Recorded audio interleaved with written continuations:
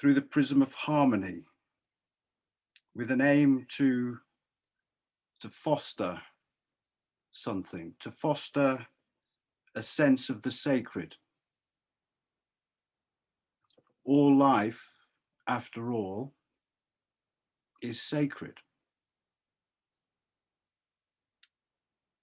So this evening there will be 3 presentations and a breakout session. First of all, there will be a presentation about the Harmony and HILDA project and about oneness and love from Dr. Eleni. For those of you who don't know, Dr. Eleni is a consultant in palliative medicine working at Woking and Sambir hospices in Surrey, and also the Harmony lead for the College of Medicine on the Harmony project. Eleni has trained in Ayurveda, studied the Hippocratic tradition and modern lifestyle medicine, and has run workshops on health, nutrition, and conscious living and conscious dying. It is from these real life workshops that HILDA has developed this format of people sharing our knowledge and experience in person that can be a solid foundation from which to explore the concept of harmony and how it can touch us more deeply. The second presentation will be by Mary Morgan. Bees Are Beautiful. Mary is the spiritual care lead at Woking and Sambir hospices, supporting patients, family and staff. Mary is also a funeral celebrant, caring for and supporting the bereaved in creating and leading their services to celebrate the lives and say farewell to loved ones. Mary is also a poet, storyteller, and a photographer of our beautiful natural world. Then there will be dance and movement with Dr. Hannah Boykanen. Hannah has developed the wise motion method of neuroscience, movement, and meditation. She's a neuroscientist and a dancer and holds a PhD in the neuroscience of movement, dance, and music. Hannah works at various institutes around Europe, Switzerland, Sweden, and Spain on brain research and education, focusing on the fields of learning, creativity, and embodied cognition. Following the movement session, there will be a chance for everyone to discuss and ask questions in our breakout groups. We're very interested to hear your views. It's the process, the journey that holds the riches, not the end in itself. Now, please allow me to hand over to Marianne Imre, Chief Executive of Woking and Sambir Hospices, who would like to say a few words. Thank you, Chris. I hope you can hear me. I'd like to start by thanking all of you for choosing to join this workshop on such a lovely Saturday evening, and for all the donations you've made when registering to do so. Whilst harmony has been a huge part of Eleni's life for some time, for me it's a relatively new concept. I joined the hospice team about 18 months ago after a long working life in the commercial sector. So I suspect that I've had a very different journey to many of you on this call this evening. During that journey, perhaps what has resonated with me the most is the conversations that I've heard from my colleagues about what constitutes a good death, a pain-free death for the individual, and what can be a positive and uplifting experience for their loved ones. Hospices play such a key role in demedicalizing what is an inevitable part of life and of nature. And I feel hugely privileged to be playing my own small part in that process and in making our hospice and all the services we're able to provide within the community as accessible as possible. I continue to be humbled on a daily basis by all our staff who, like Eleni, are able to make such a profound difference at the most difficult of times. And I say all of our staff because quite often it isn't the nurse or the doctor. It will be the housekeeper or the catering assistant who will take the time to chat, to remember the way they like their tea or coffee, to set up their phones so that they can see their friends and relatives when they talk to them, or to bring in a card and sing happy birthday to them. They may not have heard about harmony, and they almost certainly won't have heard about the demedicalization of death. But it's there in what they do and in how they conduct themselves. It's clearly a basic instinct deep in all of us, but so often it gets buried by fear. Fear of saying or doing the wrong thing, when actually sometimes all that matters is being there. Our hospice isn't located in the rolling countryside as so many others are. It's slap bang in the middle of a busy housing development, alongside a GP surgery and opposite a Waitrose, a chemist and a cafe. Not what I had ever expected, assuming that I ever had such expectations, but somehow so right, so normal. Part of our community. It's now my absolute pleasure to hand you over to my colleague and our host for this evening, Eleni. So, as Chris said, I'm the lead of the Harmony Living and Dying Approach project. In our first event, which happened in February, we did a practical session on geometry. You may ask, what does geometry have to do with death and dying?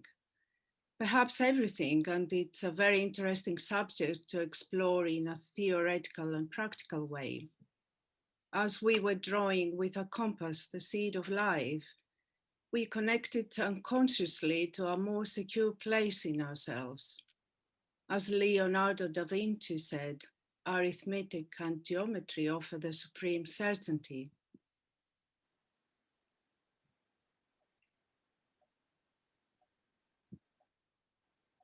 I wanted to say a few words about the background of this project.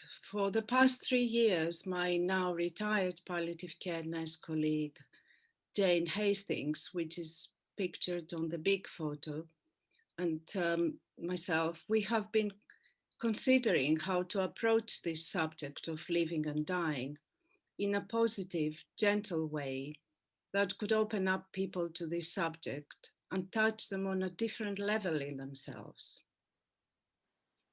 Jane unfortunately can't be with us today. She has been very ill in hospital for the last 2 weeks, and we are all concerned for her. I want to ask you if you could keep her in your thoughts throughout this workshop. She has helped numerous people throughout her career, starting as an intensive care unit nurse and afterwards as a palliative care nurse in hospital. And she did this through a very compassionate and humble approach. My hope and prayers are that she recovers quickly. So as we tried different ways, along the way we met many interesting people who also wanted to explore this subject further. At a death cafe in Kew, we met another woman, Anne-Marie, which is pictured in the center, a lawyer who her personal suffering and search for meaning in life led her to look at death and dying closely. Anne also can't be with us today, as she was with her mum, who died 2 days ago in a hospice in Sheffield. We also met Bridget Haley, pictured on the left, who is with us tonight. Also a nurse, passionate on helping people approaching the end of life with her Sacred Care project, and with whom Jane and I did 2 events on conscious living, conscious dying that revealed to us many possibilities and opened up new ways of speaking about life and death. We met Susan Green, another remarkable woman on the right, who runs nurseries in Surrey and who has also set up an inspired women's club and a community hub to help people in need. Her enthusiasm for the HILDA project was contagious. Susan doesn't do Zooms or screen contact, and we're waiting for the lockdown measures to be lifted to do some face-to-face workshops in her inspired hub in Hampton. We were introduced to the Emergence Foundation, whose trust on the project led them to fund it and to make it possible.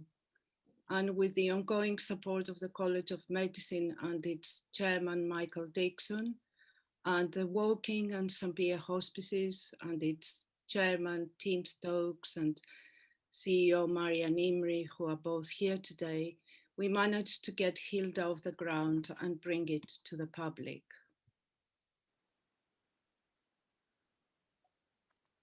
But none of this would have been possible without the key concept of harmony, which binds everything and everyone together as one. Harmony, harmonia in Greek, means to join, to combine contrasted elements, different elements. Interestingly, in ancient Greek mythology, Harmony is the daughter of Aphrodite, goddess of love and beauty, and Ares, Mars, the god of war. So one needs to have both elements to come into harmony, which is very interesting for us all to consider.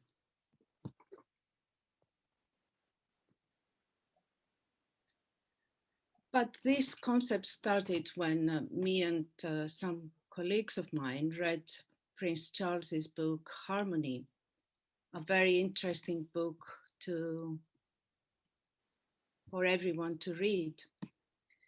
In it, he writes, the universe is one living entity. All living beings are intimately connected in life and death. We're inseparable from others. Love is at the heart of all religions. One who loves others will not harm others, but instead will treat others equally and live amongst all harmoniously. If everyone could know how to love others, society would be harmonious and there would be peace in the world. It's a very interesting book, and I would suggest to you that you get it to read it.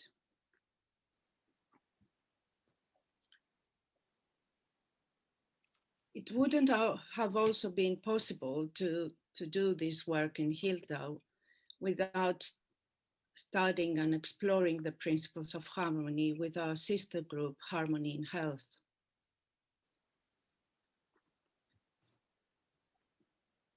So do have a look at our website, harmonyinhealth.org, and our events. Our next event is going to be on the 25th of March and is for health professionals on finding inner harmony. We also have podcasts and other recorded events on our YouTube channel. And all of this work helps to explore the principles of harmony further, which were put together by Richard Dunn, the lead on harmony in education, who is also with us today.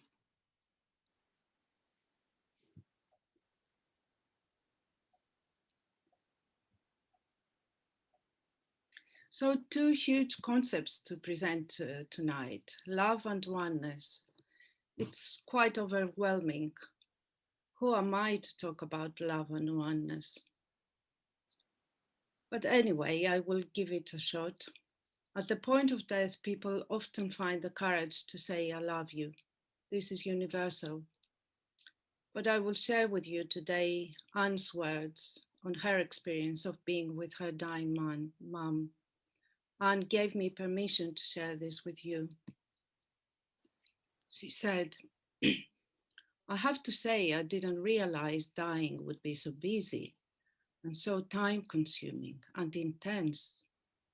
But of course it must be, because it is an invitation to be present literally to each breath. Fortunately, I do feel that things like the work we have done together on HILDA has laid a way to prepare myself.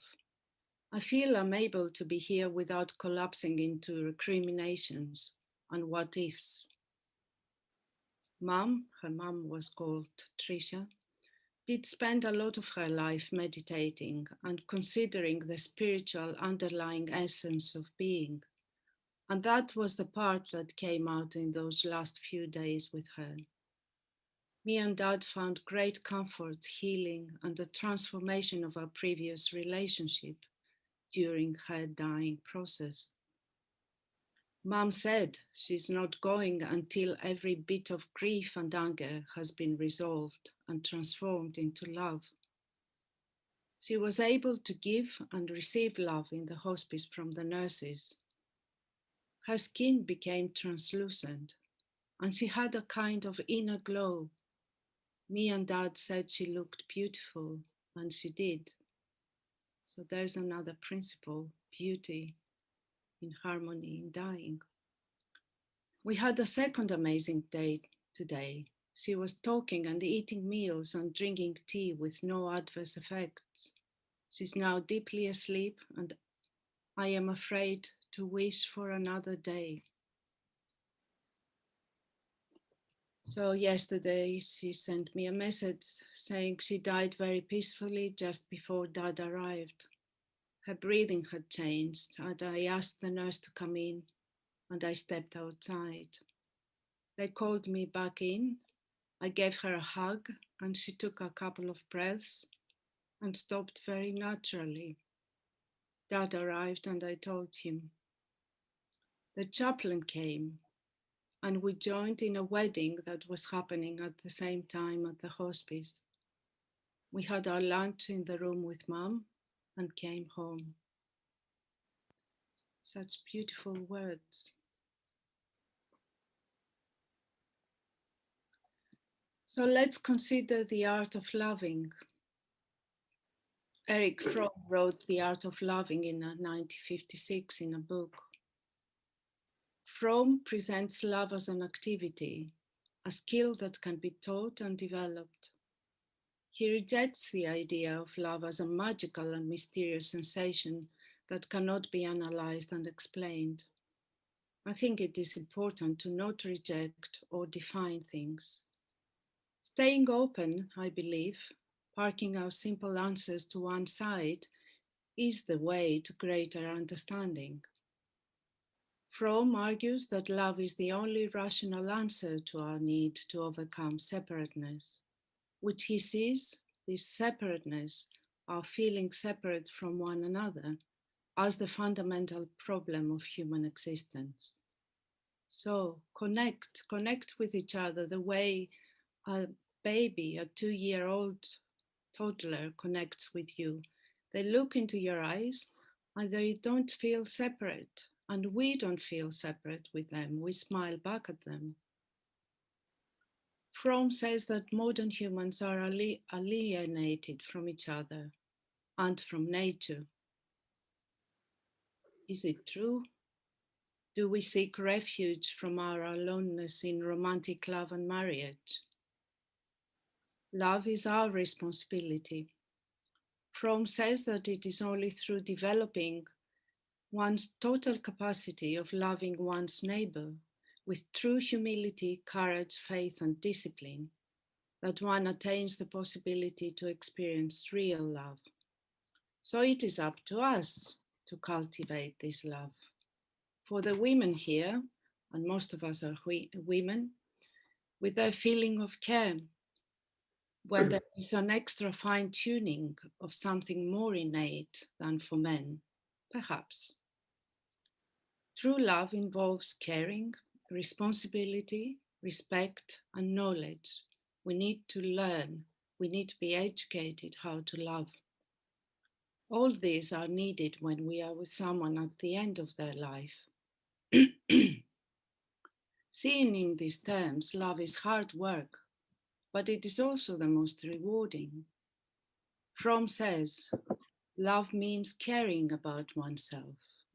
taking responsibility for myself first and foremost, respecting myself and knowing myself, being realistic and honest about my strengths and weaknesses.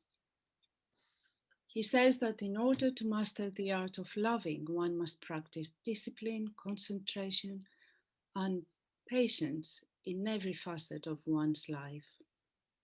For love, there is simplicity and perhaps overcoming ego. Fromm echoes the famous phrase that many of us know. In order to be able to truly love another person, one needs first to love oneself. And perhaps more broadly, one needs to love all sentient beings. So love is up to us. Our work is love.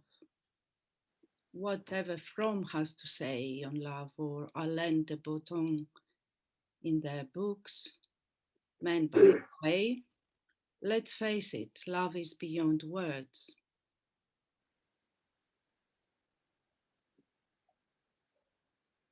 Love is beyond words or thinking. That's it, love cannot be talked about. So I should just shut up.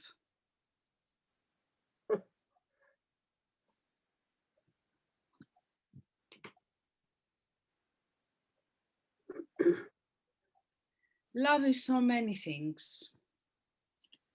Love is a mystery, an endless mystery, for it has nothing else to explain it, as Tagore said.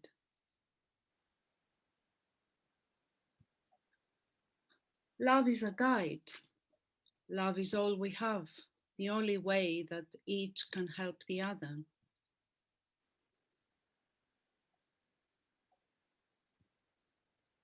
Love is sacred, a sacred flame, as Samuel Taylor Coleridge said.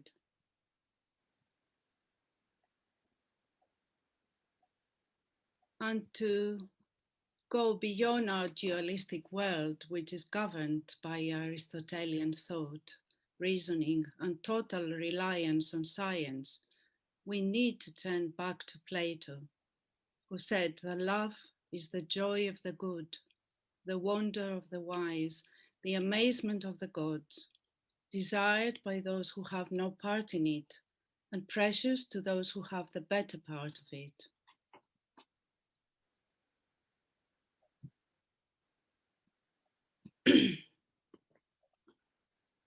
Love and oneness. If we look to life with a consciousness of love as well as rationality, oneness will open its door. Gracefully Vaughan Lee said in his book, Light of Oneness, a really beautiful book. So how can we bring the simplicity and clarity of love into our life, everyday life? In a sense, this is what my talk is about. It is our responsibility as human beings, doctors, nurses, all of us. We forget love only when the drama of death is there. Sometimes we remember.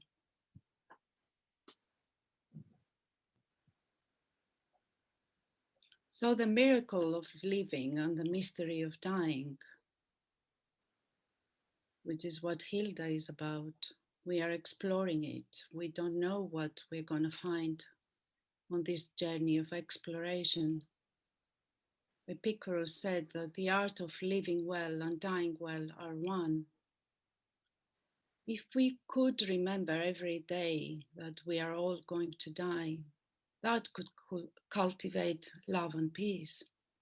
It's our forgetfulness that isolates us. It makes us feel that we can control things, that we are important. Love can help us reconnect to life and to its natural state of balance and harmony. And this is what HILDA is about.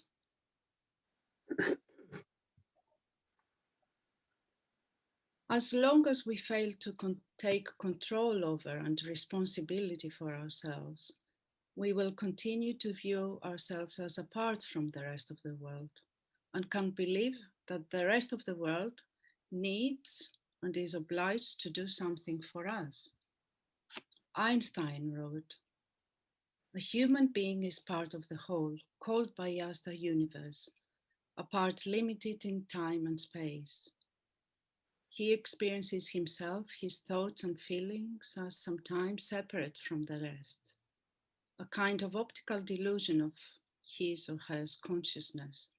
This delusion is a kind of prison for us, restricting us to our personal desires and to affection for a few people, those who are nearest to us. Our task must be to free ourselves from the prison by widening our circle of compassion to embrace all living creatures and whole of nature in its beauty." He also said, and that is relevant to what comes next, if the bee disappears from the surface of the earth, man would have no more than 4 years to live. So that brings me near to the end of my presentation, and I want to talk briefly about simile, this building on the left, and a bit about dance. Whoever has their microphone on, can they turn it off, please? So Simile is a building that was found in Epidaurus, the ancient healing sanctuary in southern Greece. Simile was a round building with columns and had a dome at above, and underneath its floor it had a stair that was shaped as a labyrinth. And it is believed that those people who went to Epidaurus to be healed by the priests, who were the doctors as well, that part of what they had to do was go into this round building and dance in a circle, and someone was in the middle of the circle playing wind instrument. And it is believed this combination of dance and music and the building itself, this amazing architectural building with the dome and the labyrinth underneath, created healing vibrations that helped to, it was part of the healing process, helped the person to get better. And I wanted to read something to you about the word harmony. As I said, it means to join together things. But in dance, it is the ability of those who were dancers to join their feet with the ground beyond them. So those who are dancing are in harmony. And we're going to try this later with Hannah. So bees are beautiful, and the custom of telling the bees is even more so. So I've gathered a few snippets about this to share with you all today. The practice of telling the bees may have its origins in Celtic mythology that held that bees were the link between our world and the spirit world. Telling the bees was widely reported from all around England and also from many places across Europe. And eventually the tradition made its way across the Atlantic and into North America. So humans, we've always had a special connection with bees going back to medieval Europe, where they were highly prized for their honey and wax. I have to ask, have any of you ever drunk mead? It's possibly the world's oldest fermented beverage. And honey was always used as medicine to treat burns, coughs, indigestion, and other ailments. And as you all know, honey is still used in countless preparations today. Bees are the top pollinators. And it's a fact that bees help humans survive. 70 of the top 100 crop species that feed 90% of the human population rely on bees for pollination. So without them, these plants would cease to exist, and with it, all animals that eat those plants. We need to take much greater care of them. We really do. Because no bees, no us. And that is also a fact that was in part of Elaine's presentation.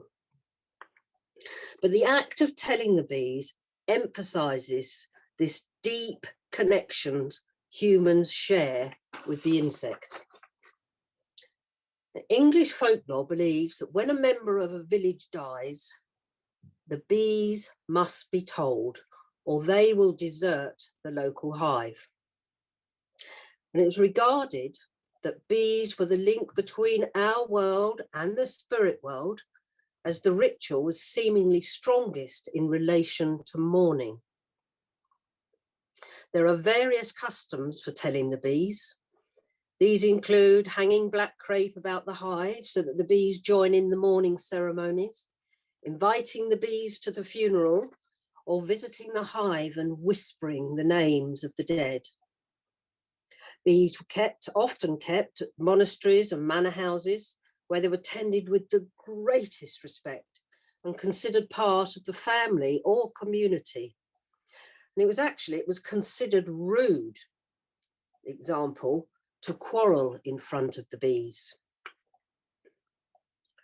Well, there are countless references to this custom captured in literature and art. And a recent article recorded on the 3rd of March, 1961, in the Shrewsbury Chronicle told this story. Sam Rogers, a postman for 40 years, was devoted to his bees.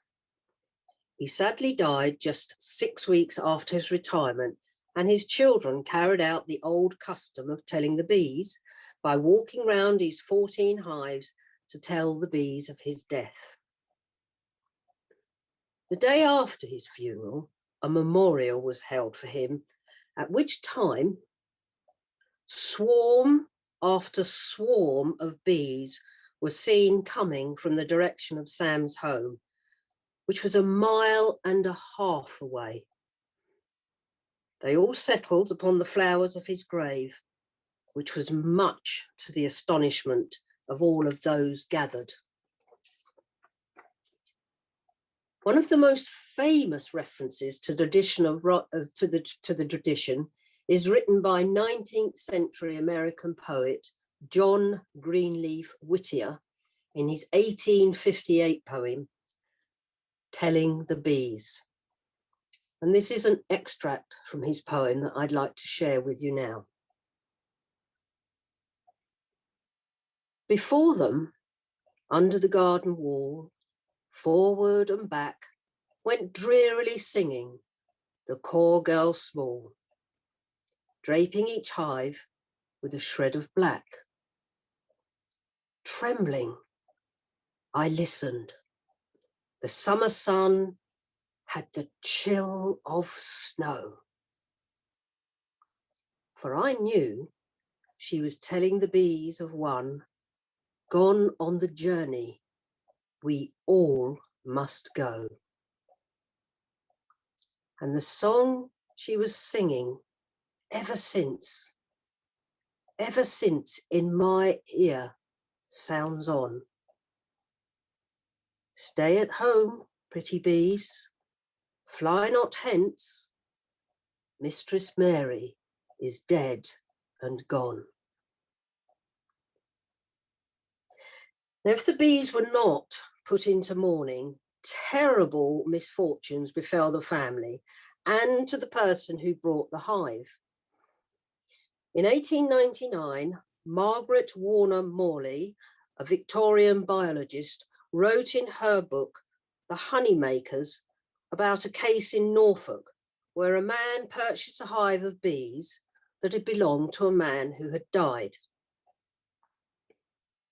The previous owner had failed to put the bees into mourning when their master died, causing the bees to fall sick. When the new owner draped the hive with a black cloth, the bees regained their health. In another tale, an Oxfordshire family had 17 hives when their beekeeper died. Because nobody told them about the death, every single bee died. Now, Eugene Field Sr. was an American writer best known for his children's poetry and humorous essays. He was known as the poet of childhood, and he wrote this. "O gentle bees, I have come to say that grandfather fell asleep today, and we know by the smile on grandfather's face he has found his dear one's abiding place. So bees sing soft and bees sing low, as over the honey fields you sweep, to the trees abloom and the flowers ablow. Sing of grandfather fast asleep. And ever beneath these orchard trees find cheer and shelter, gentle bees." Well, today we have, there's a bee crisis, but we seem to have returned to a morbid intimacy with the bees. But perhaps it's comforting to know that the very ancient tradition of honeybees acting as messengers is still preserved today, even in a small way. Thank you for listening, everybody. I'll now hand you over to Hannah.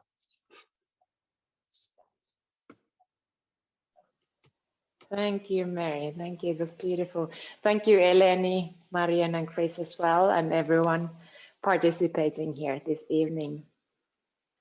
In my Wise Motion method, I combine neuroscience and creative movement and meditation. And through that method, I've been working with healthcare professionals and also people with different kind of illnesses, such as stroke, MS disease, Parkinson's disease, dementia, and so forth, and also with their caregivers and family members. And I've noticed that there are moments when it's hard to find words. And there are also sometimes these moments when the words are not needed. And I find something very beautiful in moving together and being creative together. And what I've learned is that the moment, it's important for connection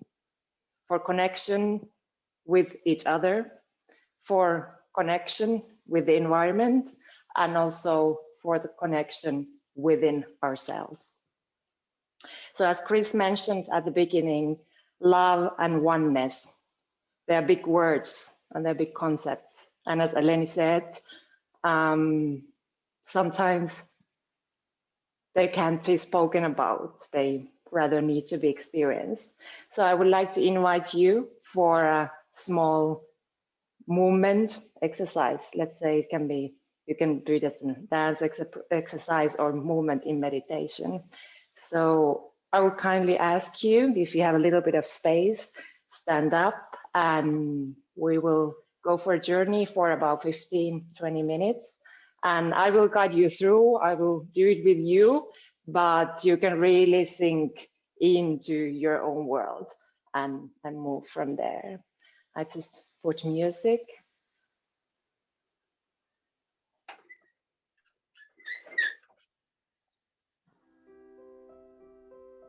I hope you can hear the music okay. Great. So just come into standing position. You can start turning your attention inwards. Have a little moment observing how is my body right now. Maybe I need to a little bit roll my shoulders or shake the head, whatever your body needs. And also you can notice, how do I feel right now? And you can really calm down here into the standing position. Your knees can be a little bit bent so that you have a firm, stable position, but no any extra tension in your thighs. And if you wish, you can, with an exhalation, gently close your eyes. You can do this exercise eyes closed or eyes open, or you can sometimes open your eyes and close again, whatever you feel suits the best for you. And then gently, you can start bringing your attention to your breathing. You don't need to change your breathing in any way. Just be aware. Oh, how is my breathing right now?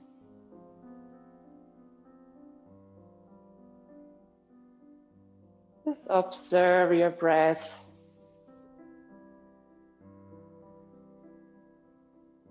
And then you can gently try to little bit lengthen each inhalation and each exhalation. But just so that it feels comfortable. Right? You can allow the breathing to become soft and long.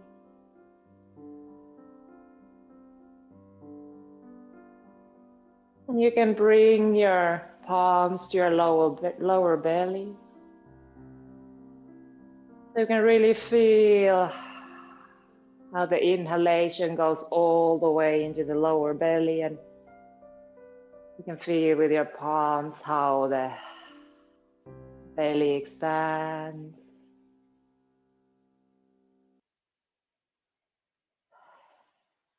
And you can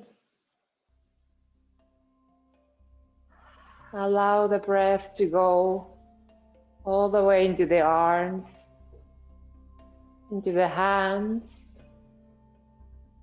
And imagine that your arms are kind of like prolongation of your lungs. So with each inhalation, your arms can expand a little bit so that they get away from the belly, and with an exhalation, they come back, touching the lower belly. Okay, with an inhalation, they start to move a little farther from the torso, and with an exhalation, they come back to the lower belly. In your own rhythm, and you can really start to feel how the movement is initiated by the breath. You can really feel there is a connection from your fingertips through your palms and wrists and arms, shoulders, shoulder blades, into the chest and down the spine. So that you can really there, when you move the arms freely, according or guided by your breath, you can really feel the connection from the fingertips through the arms, and it doesn't enter the shoulders, it goes all the way into the chest and down to the belly button. You can start expanding the movement of your arms. Always remember that the inhalation and exhalation initiate the movement, and the arms kind of just follow. And you can really feel how you have these long, beautiful arms, starting from the fingertips, through the shoulders, through the chest, towards the belly button. And you can Really start to make larger movement, keeping the body as relaxed as possible. You don't need any extra effort. The breath is enough to guide the movement. You can really feel through the fingertips, through the arms, through the shoulders, coming to the chest and to the belly button. Long, long arms. Also, relaxed, free neck, and the head is there, moving freely as well. Good, good.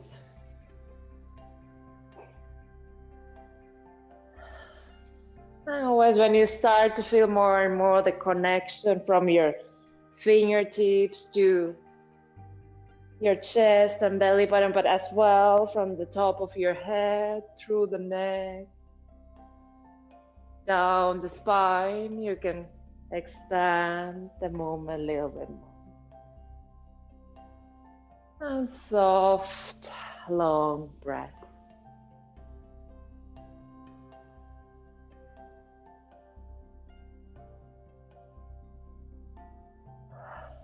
And then very gently, we can start shifting the attention to our feet and to our toes. And we can really start looking for the same kind of connection as we found in our arms.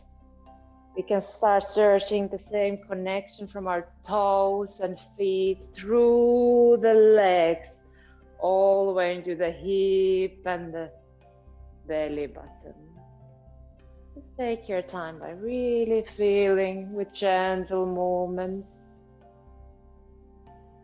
how your toes and feet and ankles connected through the knees and the thighs, the hip, to your waist and belly button. These long, beautiful legs. And you can really start exploring this connection. Coming really from the tips of the toes, through the legs, all the way to the middle of the body. And you can allow the breath to be soft and long, and also remembering the soft and long arms and the head. And really trying to create this sensation of long connected legs. Really there from the tips of the toes all the way to the center of the body.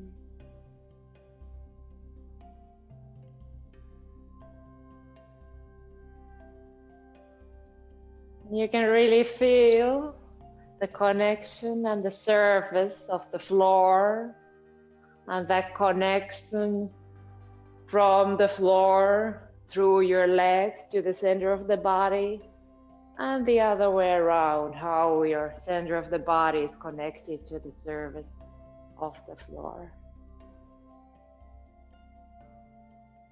Then you can try to go a little bit deeper through the floor. You can imagine like you would have roots through the floor into the ground. Maybe 1 meter into the ground, into the soil. You can feel the connection from the center of your body to the ground. And you can allow the roots to dig deeper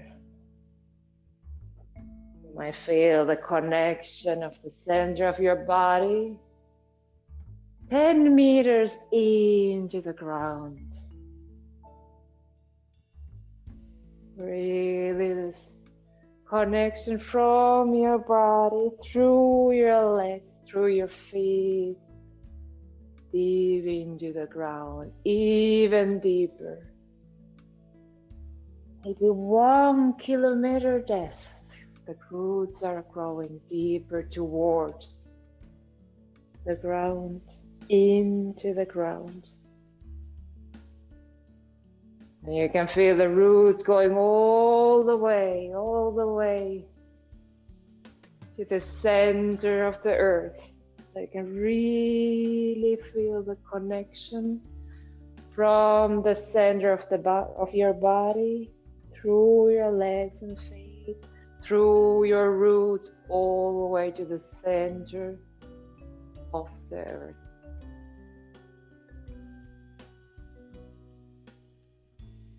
And at the same time, you can start feeling the air above your hands, above your head, really feeling the ceiling,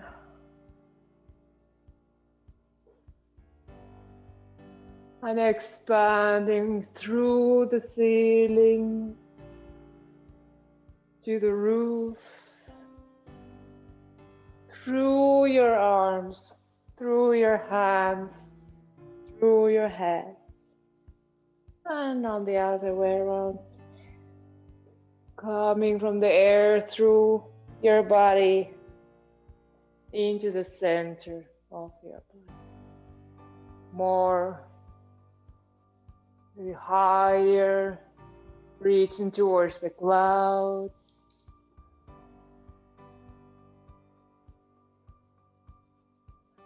Reaching beyond the clouds. Reaching towards the stars. Even.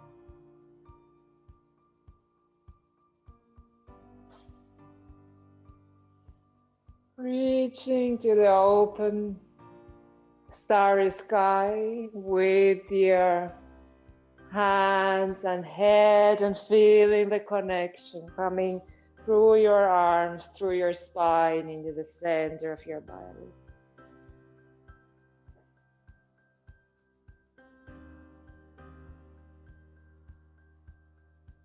And at the same time, when we can feel the connection all the way into the stars, through our body, into the center of the body, we can also remember the roots, the long roots we had through the legs into the center of the earth.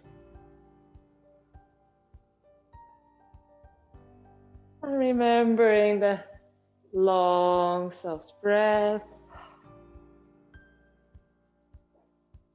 And you can be there. Really start moving, maybe a little bit wider movement, but keeping the connection to the sky and to the ground. Through your body, through every millimeter of your body.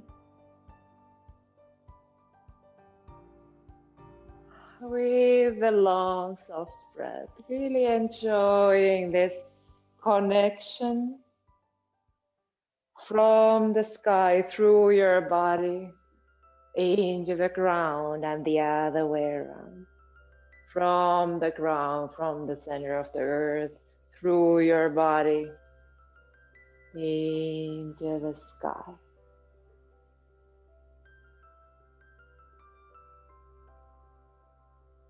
And then you can gently start coming down, feeling the clouds.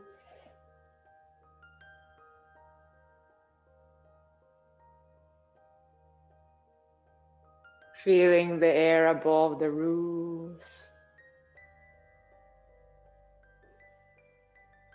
feeling the ceiling,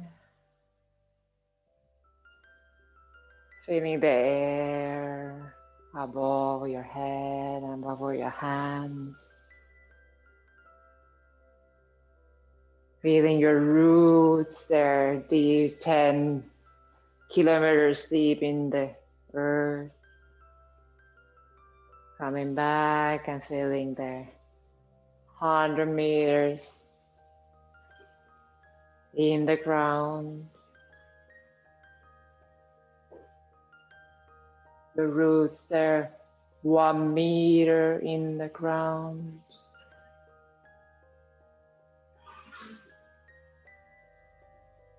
Your roots touching the ground and at the end touching the floor. And you can be there a little while.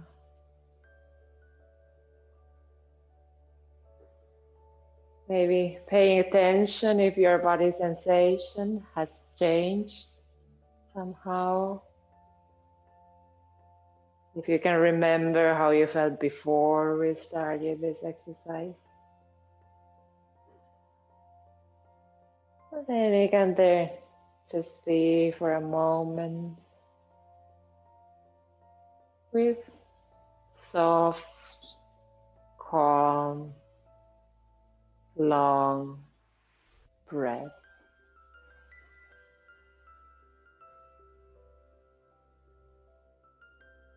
And just be there a little while, your eyes closed. With a soft, long breathing. You are not in a hurry anywhere.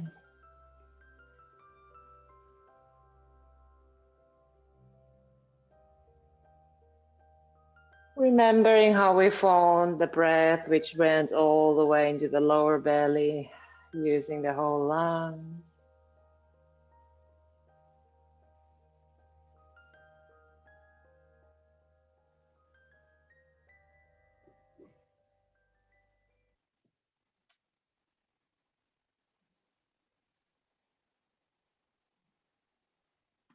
And then gently, you can a little bit shake your fingers, shake your hands, maybe shake your head, shoulders. And when you feel like it, you can open your eyes. No hurry.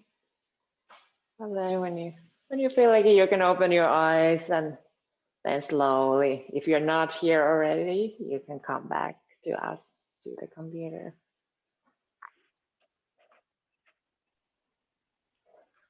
Thank you, Hannah. Thank you. Thank you, everyone. Thank you, Eleni. The thing is, we can't touch something inside us with words. Words have a limit. There are possibilities through music, through dance, through poetry, through being in nature, to find out something about ourselves and to be able to connect and feel one, that we can't do it with words and with our thinking.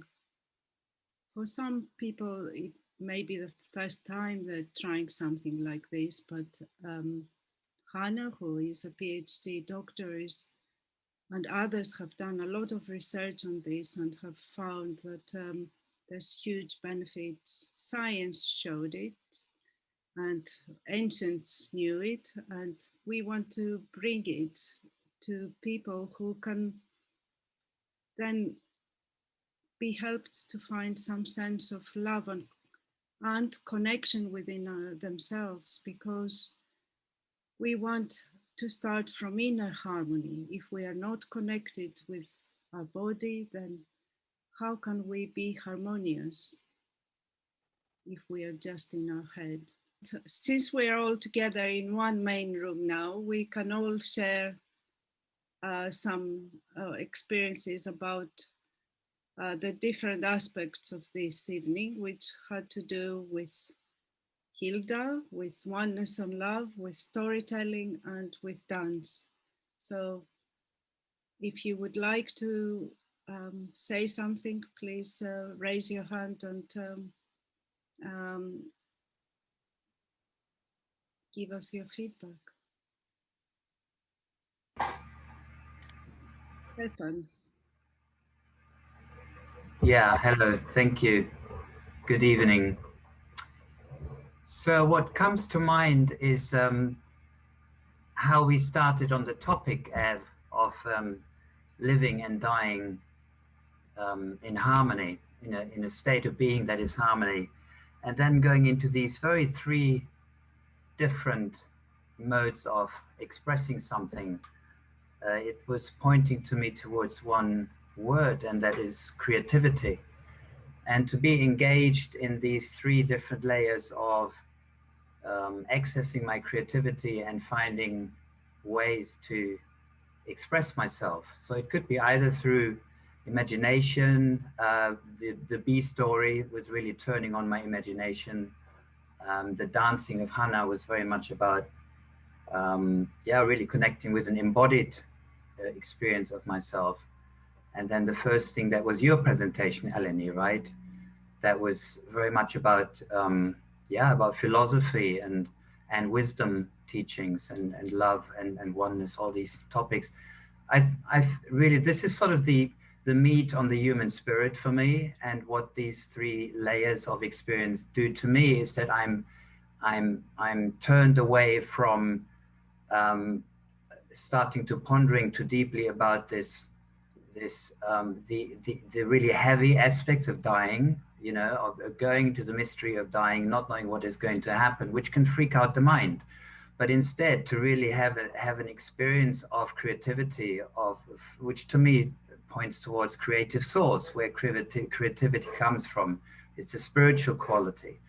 And this really helps building me up, in the face of these questions and challenges, especially that we're going through now collectively and individually, where these questions are rising into consciousness.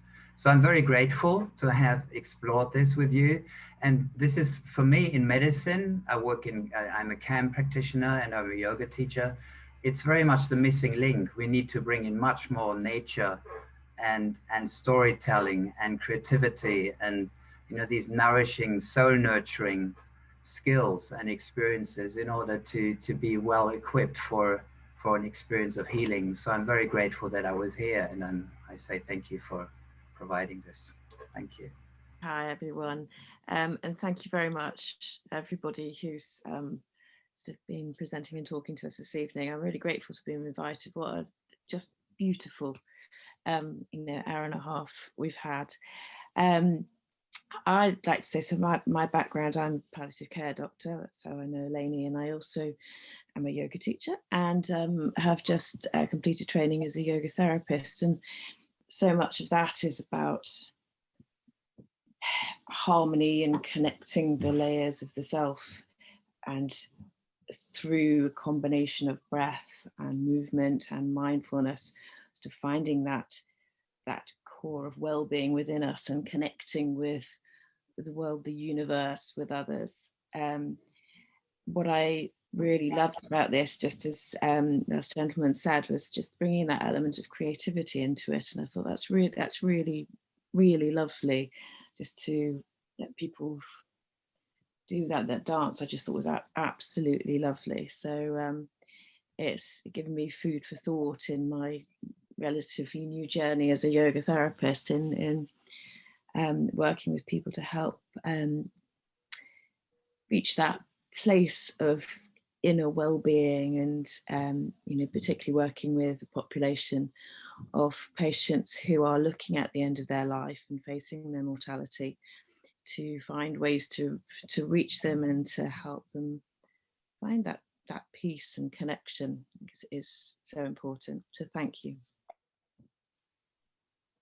Thank you, Jackie. Jackie works with us at St. Peter's Hospital. So it's wonderful to find a like-minded palliative care doctor.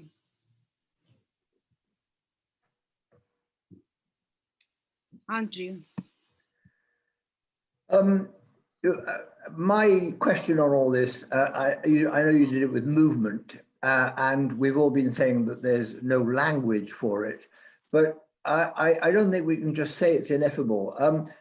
For me, I'm nothing to do with this, and I'm not an intellectual or whatever, but I meditate, and I find that myself, I had a very rough childhood, and I can be in one state where I'm in survival, and therefore I'm thinking of only my family and next week and bugger everybody else. I grew out of that, and I started to think of the nation and the next years, and I'm using my intellect. And again, I know how to use a language. But when I meditate at 4 o'clock in the morning. And now I'm thinking of all beings for all time, which is what we were saying. And I'm in love with the unity of everything. But then when I wake up in the morning and I come here and I start talking, or I talk to people, I know how to use an expression for the first one, survival, and the second one, intellect, but I don't know how to approach people in that love. Now, if I was with somebody who was dying, it would be no problem, because I can talk in those. But if I'm going down the street and meeting somebody new, I don't know how to behave unless I was dressed like a monk in that beautiful way. So my question is, and I don't want to dance in front of them, how can we can't say it's ineffable, there's no language. How can we devise something whereby the body movement, the eye to eye, like we were saying, looking at a child and talking is not, oh, bloody hell, what's this guy doing? He's weird. You see what I mean? Yes. Well, I can say something. I don't know if others want to say as well, but it's a very good point. And I think that's the crux of it, because we all misinterpret other people's behavior and intentions. And actually, we misinterpret them according to where we are ourselves, in ourselves. So I guess, Andrew, one has to try very hard to put oneself on someone else's shoes. And that is not easy. And one has to be careful, because people don't always think as we think, and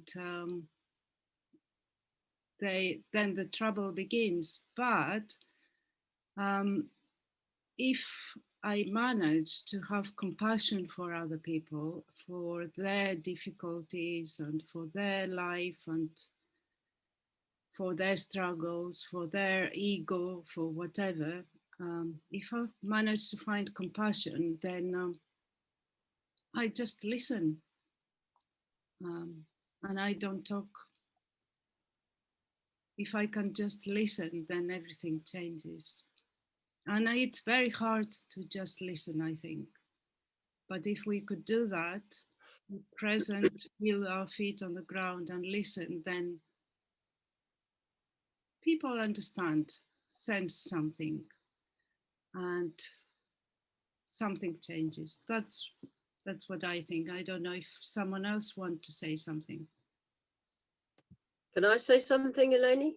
Marian and then Mary. Marion, okay, Marion.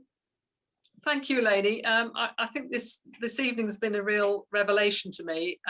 As I said in my introduction, I've come from a commercial background, so in a sense, I'm struggling to catch up with you and some of the other attendees on this call. But I have to say, I found it incredibly interesting, and I'm grateful, as others have expressed, for you pulling it together in this way. So thank you.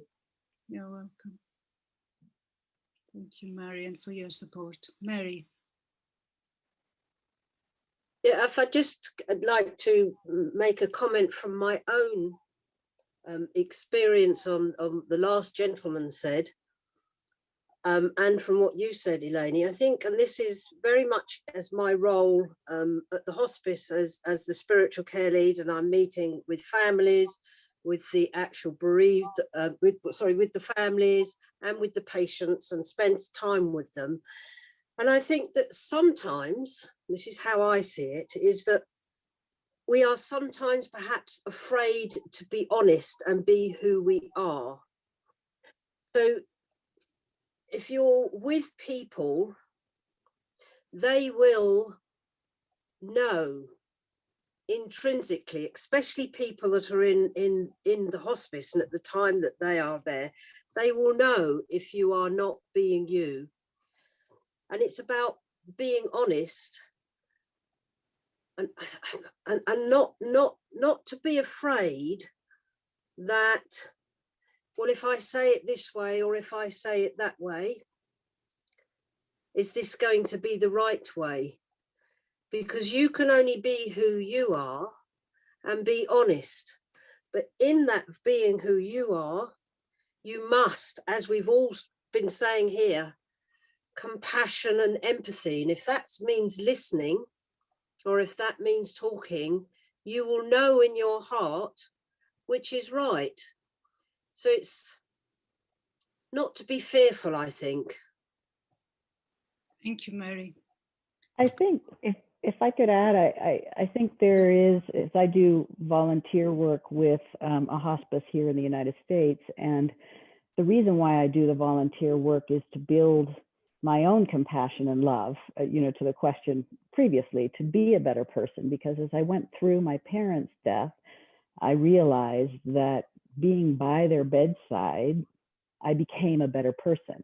I was patient and I was caring and I was all those things that I wanted to be as an individual, rather than a successful, driven executive. And so I made the transition to volunteer a few hours at hospice, and it helps to build that love and compassion in me. And I've tried different things as I go in with patients, and this may help, at least it's helped me, is before going into a patient, to see a patient, a dying person, I breathe in light and love. And I will be in a quiet spot, at least for a couple of minutes, where all I do is breathe in light and love. And that's all. And I feel that when I walk in and I talk to the dying patient, I feel that they can feel it. It's not what I say, it's not what I do. I feel that I'm able to share that better part of me. And we can all tap in to bringing that in. And just doing a little thing like that, every time, even just going to the grocery store, I've tried, just say, okay, I'm going to breathe in light and love. And I think that I'm able to touch people differently as a result of that. So, just a little bit of practice also helps to build compassion, because we all want to be, but sometimes we're not, realistically. That's beautiful, yeah.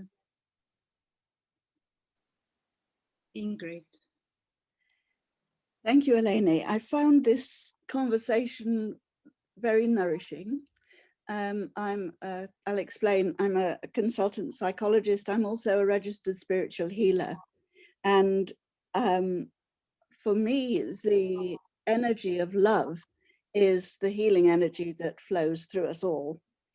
And for some personal reasons, for whatever reason, people seem quite often to lose the sight of the fact that their basic energy, their source of energy is love.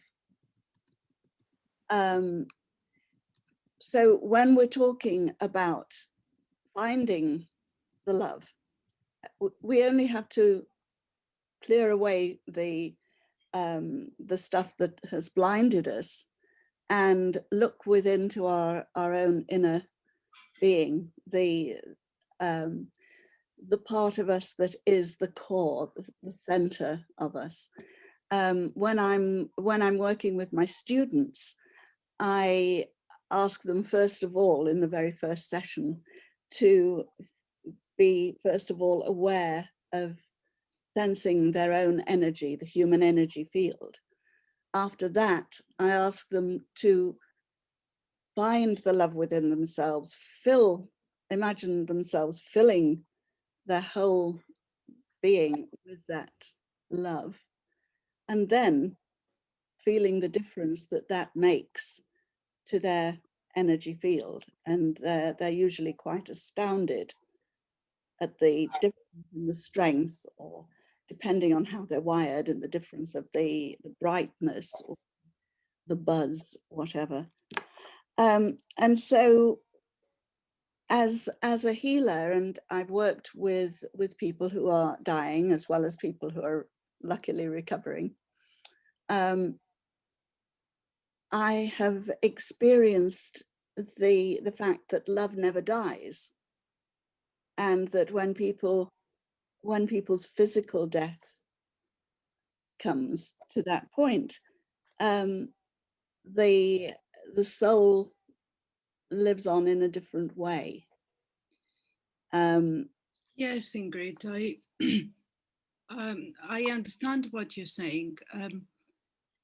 I think it's very difficult to approach these subjects with words, because people put different meaning to the words according to where they're coming from. And soul and man and human, for one person means one thing, and for another person another. And we don't want really to impose our beliefs on other people. I mean, who am I to tell someone about their soul? Don't get me wrong, when I'm working. Oh, no, I know you are not. The soul. They want to know, what is this sensation they're feeling? Yes, I understand. I understand what you're saying, but I don't want, with the HILDA, I really don't want to impose philosophy. We really want to open up questions and these beautiful concepts, the harmony principles of oneness and love, and interconnectedness, interdependence, and look how these are connected to nature. And I think because we live in a world that is mostly secular, for whatever reason, one thing that people are able to connect to is nature. I've tried it with dying patients in the hospice. Most of them say they have no spirituality or religion, but they can connect to nature. They can understand that there's something bigger than them that is called nature. And they can understand the cycles of nature, that things die and come back to life. And they can see the light outside. So this is why I think this work can help people. Yes, and there's a very big difference between awareness of spirit energy. Richard, yes, thank you, Ingrid. Richard. Yeah. Sorry, actually, I was just saying I have to go. But thank you so much. It's been a wonderful session. I'll just say one last thing, which is to do with children, because I've spent most of my career working with children, and just coming back to the point about how you connect. And I think it's referencing some of the points made already, that it is through a smile. It's a recognition of saying, I see you. It's through a how are you, or a hello, all the things that we do, for example, when we go for a walk.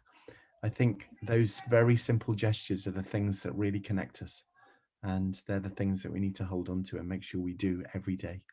Thank you, Richard. Yeah. So anyway, lovely to be with you. Thank you so much. I have to go, I'm afraid. The Indian Americans used to say that when a healer went to see an ill person, someone who was ill, they would ask them, when was the last time you laughed, the last time you danced, and the last time you said your story? And these are three very important things. We laugh a lot at the hospice, actually. Marian and I yesterday were laughing about various things that various patients say to us. And I see Naomi, one of our doctors on the ward, is here as well.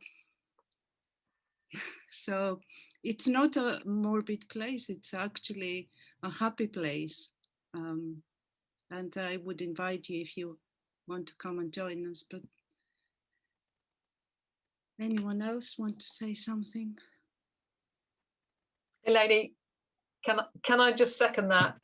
We'd be very happy to welcome any of the attendees at tonight's session to Working Hospice. I think Eleni is right. It is a very different place to certainly I envisaged it would be. And yeah, we do have a chuckle most days about all sorts of things. So it is a very different place than one might envisage it was.